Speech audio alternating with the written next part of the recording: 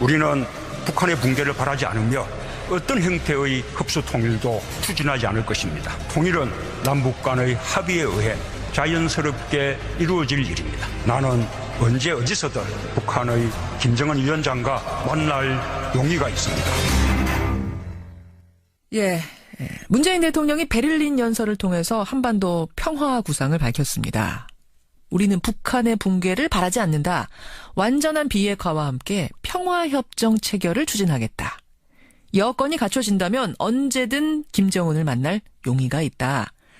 다만 북한이 돌아올 수 없는 다리를 건너지 않길 바란다. 이런 내용입니다.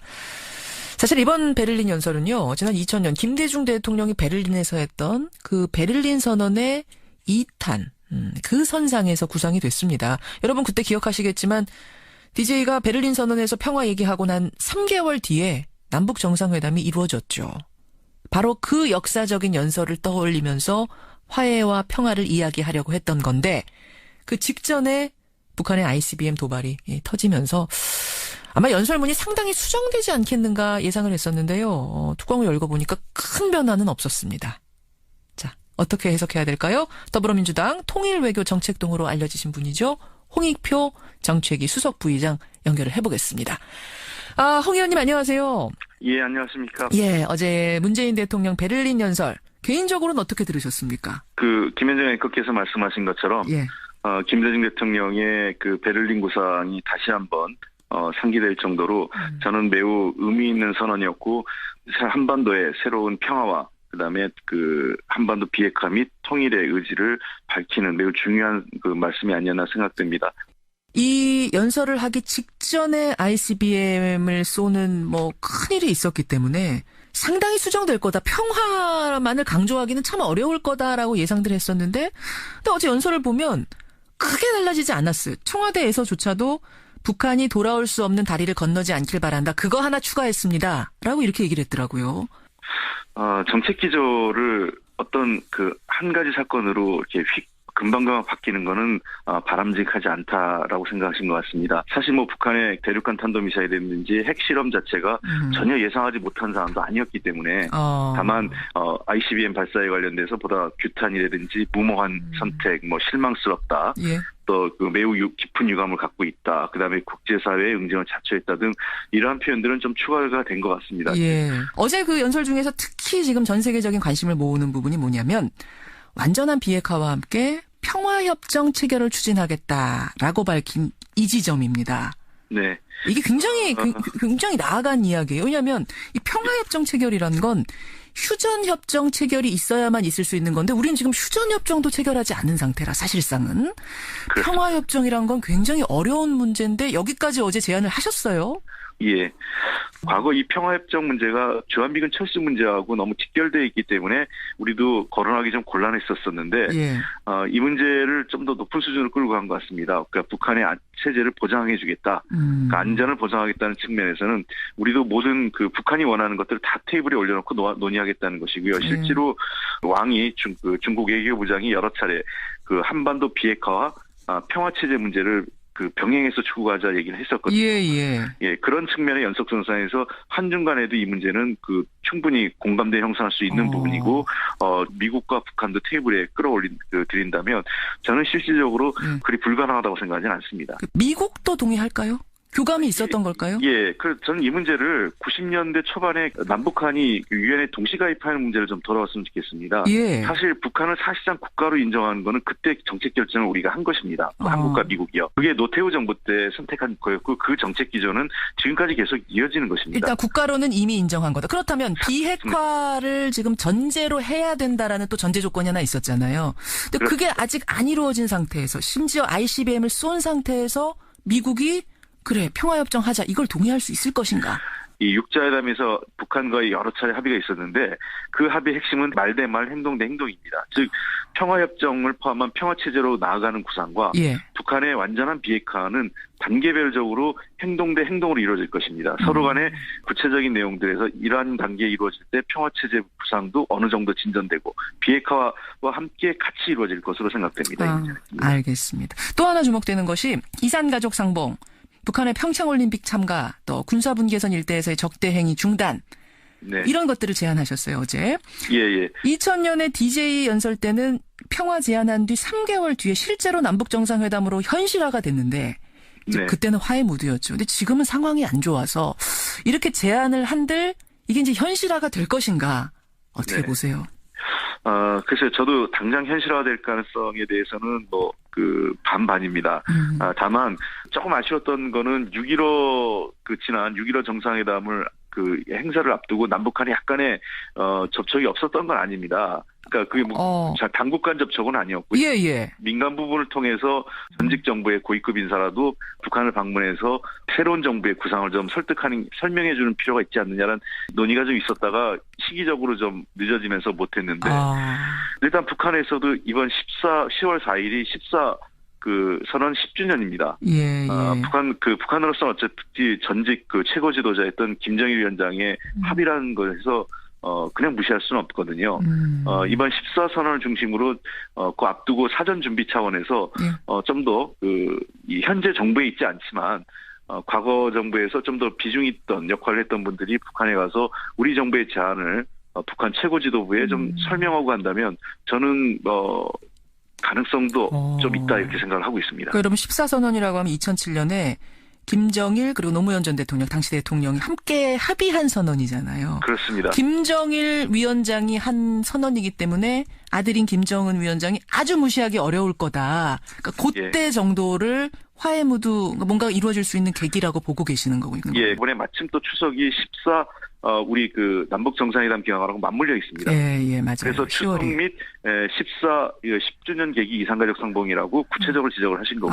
알겠습니다. 그런 의미에서 아주 핑크빛 이루어지기 어려운 얘기만은 아니다라는 말씀 홍익표 수석 부의장 지금 만나고 있습니다. 베를린 연설 전에 한중 정상회담 열렸는데요. 네. 40분 만나자 했던 게 75분으로 길어졌습니다. 비공개니까 자세하게 내용은 모르지만 지금 문 대통령이 직접 밝히기로는 사드 문제를 제외하곤 어떤 부분에서도 이견이 없었다. 이 얘기를 돌려보자면 역시 쟁점은 사드였다. 이렇게 되는 거죠.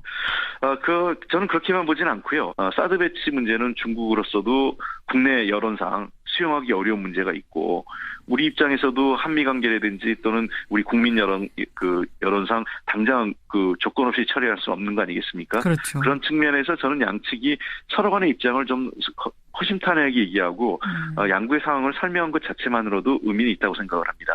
그러니까 즉 이견이 있다는 것에 양측이 의견을 같이 한 것이죠. 그러니까 지금 우리는 사드 보복 좀 철회해 주세요라고 어제 이야기한 거고 저쪽에서는 장애물부터 제거해 주세요 얘기한 겁니다. 그래서 장애물이라는 게 바로 사드가 되는 걸 텐데. 네네. 그럼 이게 물론 이견을 확인한 것만으로도 의미가 있다 말씀은 하셨지만 앞으로 어떻게 풀어나가야 되냐라는 과제가 남은 거거든요. 어떻게 풀어야 된다고 보세요? 중국과의 관계. 가장 핵심적인 것은 남북 대화를 포함해서 북핵 문제에 대한 진전, 우리 베를린 구상이 실제로 중국과 잘 협의해서 실질적인 진전을 보인다면 소위 얘기해서 사드 배치의 근원적 문제가 해결되는 것이라고 보거든요.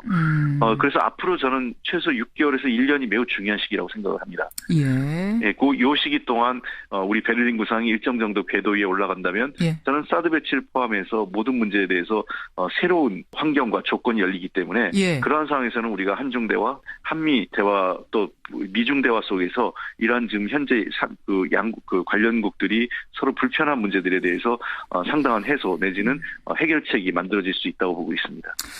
결국 10월 그 무렵 14선언이 있을 우리 추석 그 무렵에 굉장히 중요한 시기가 되겠다는 생각이 드네요. 이 상황 푸는. 그렇습니다. 지금부터 시작인데요. 지금부터 해서 대통령께서 8.15 광복절 기념사가 있는데 통상 8.15 광복 기념사는 민족 문제나 한반도 문제에 대한 또 말씀이 있으세요. 그래서 저는 연속선상이라고 봅니다. 이번 베를린 구상, 8.15 광복절 기념사, 그다음에 14로 이어지는 요 계기성에서 남북 간 대화의 어떤 물꼬가 튀어야만 한반도의 평화와 새로운 협력의 이 환경이 만들어질 것으로 생각됩니다. 결국 그것이 중국 문제까지도 푸는 계기가 될 거다. 하나의 카테고리로 생각해야 된다는 말씀이세요. 네, 그렇습니다. 홍 부의장님, 홍 의원님, 전국이 어제부로 좀 꼬여가지고 제가 이거 하나만 짧게 좀 짚고 가겠습니다. 전국 현안. 어제 추경 심사가 되는 줄 알았거든요. 그런데 추미애 대표의 머리 자르기 발언 때문에 국민의당이 보이콧하면서 또 막혔어요. 이거 지금 추 대표는 사과가 없다는 입장인가요? 사실 저희들도 좀 이해할 수 없는 거는 국민들 속고 국민의당도 속았다라고 이제 표현을 했지 않습니까? 박주선 비대위원장이. 예. 박주선 비대위원장께서. 근데 사실은 그 당시 선거에서 이 문제를 갖고 가장 대선판에서 활용했던 것은 국민의당 스스로였던 것이죠. 예. 그런 측면에서 이거는 그 원론적으로 그 당시 대선 후보였고 당시 선대위원장이었던 두 분이 최소한 사과하고 책임에 대해서 지금 인정하라는 의미인데 은유적인 표현이었다 뭐 이렇게 보시는. 그렇습니다. 그래서 저는 또 단어 하나를 붙잡고 구절구절 하나를 잡고 시비를 걸기보단 전체적인 말의 어떤 그 맥락을 봐라. 흐름을 좀 봤으면 좋겠다는 것입니다. 그러면 사과는 일단 계획이 없는 거네요. 글쎄요, 그건 뭐 제가 그 대표의 말씀을 갖고 사과를 해야 된다 말아야 된다 이건 말씀드리기 어렵고요. 국회 일정 전체를 보이콧할 정도로 그런 사안인지 저는 이 문제 도리어 국민의당에서는 저 대선 관련돼서 조작 사건에 대해서 좀 더 무겁게 그리고 자신들을 돌아보는 시간이 더 중요하지 않을까 생각합니다. 근데 하필이면은 추경 심사 국민의당이 들어오기로 결정한 이 마당에 그러니까 협치가 막 이루어지려고 하는 마당에 이 발언을 하셔가지고 예. 국민의당은 이거 우리 손가락 넘어져 있는데 손가락을 밟고 일어선 거다. 이건 정치적인 금도를 한참 넘었다 이렇게 표현을 하더라고요. 그 국회가 정상적으로 돌아가는 거나 또는 추경 예산을 다루는 문제는 국민과의 약속이고 국민을 위한 당연한 저희가 해야 되는 의무 아니겠습니까? 국회에서요. 예. 그런 차원에서 이 문제와 각 그 우리 정당 간의 어떤 대치 또는 갈등의 문제를 국민과의 문제하고는 좀 분리해서 분리해서 얘기해라. 서운하더라도 그걸 추경하고 연결시키지 말아라 이런 말씀. 그렇습니다. 알겠습니다. 여기까지 말씀 듣죠. 고맙습니다. 네, 감사합니다. 더불어민주당 홍익표 정책위 수석 부의장이었습니다. 했습니다. 라고 이렇게 얘기를 했더라고요. 정책 기조를 어떤 그 한 가지 사건으로 이렇게 금방금방 바뀌는 거는 바람직하지 않다라고 생각하신 것 같습니다. 사실 뭐 북한의 대륙간 탄도미사일이라든지 핵실험 자체가 전혀 예상하지 못한 사안도 아니었기 때문에 다만 ICBM 발사에 관련돼서 보다 규탄이라든지 무모한 선택, 뭐 실망스럽다. 예. 또 그 매우 깊은 유감을 갖고 있다. 그다음에 국제사회의 응징을 자초했다 등 이러한 표현들은 좀 추가가 된 것 같습니다. 예. 어제 그 연설 중에서 특히 지금 전 세계적인 관심을 모으는 부분이 뭐냐면 완전한 비핵화와 함께 평화협정 체결을 추진하겠다라고 밝힌 이 지점입니다. 네. 이게 굉장히 나아간 이야기예요. 왜냐하면 이 평화협정 체결이라는 건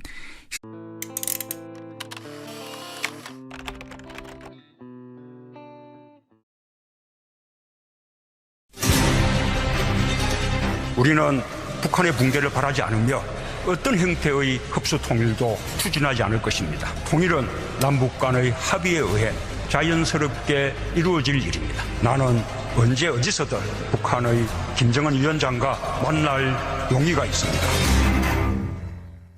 예. 문재인 대통령이 베를린 연설을 통해서 한반도 평화 구상을 밝혔습니다. 우리는 북한의 붕괴를 바라지 않는다. 완전한 비핵화와 함께 평화협정 체결을 추진하겠다. 여건이 갖춰진다면 언제든 김정은을 만날 용의가 있다. 다만 휴전협정 체결이 있어야만 있을 수 있는 건데 우리는 지금 휴전협정도 체결하지 않은 상태라 사실상은. 그렇습니다. 평화협정이란 건 굉장히 어려운 문제인데 여기까지 어제 제안을 하셨어요. 예.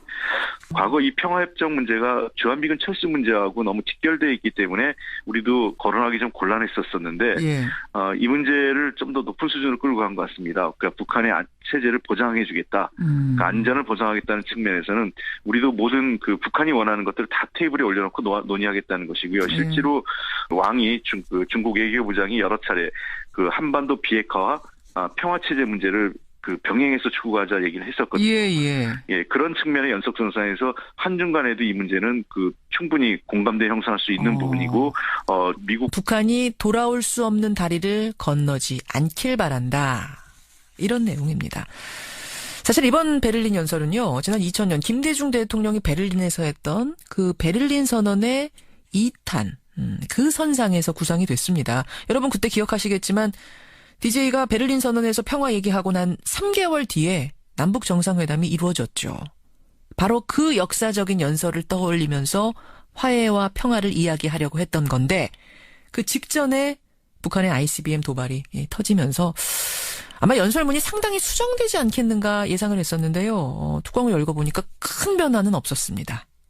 자, 어떻게 해석해야 될까요? 더불어민주당 통일외교정책동으로 알려지신 분이죠. 홍익표 정책위 수석 부의장 연결을 해보겠습니다. 홍 의원님 안녕하세요. 예, 안녕하십니까. 예, 어제 문재인 대통령 베를린 연설 개인적으로는 어떻게 들으셨습니까? 김현정 앵커께서 말씀하신 것처럼 예. 김대중 대통령의 그 베를린 구상이 다시 한번 상기될 정도로 저는 매우 의미 있는 선언이었고 한반도의 새로운 평화와 그다음에 그 한반도 비핵화 및 통일의 의지를 밝히는 매우 중요한 그 말씀이 아니었나 생각됩니다.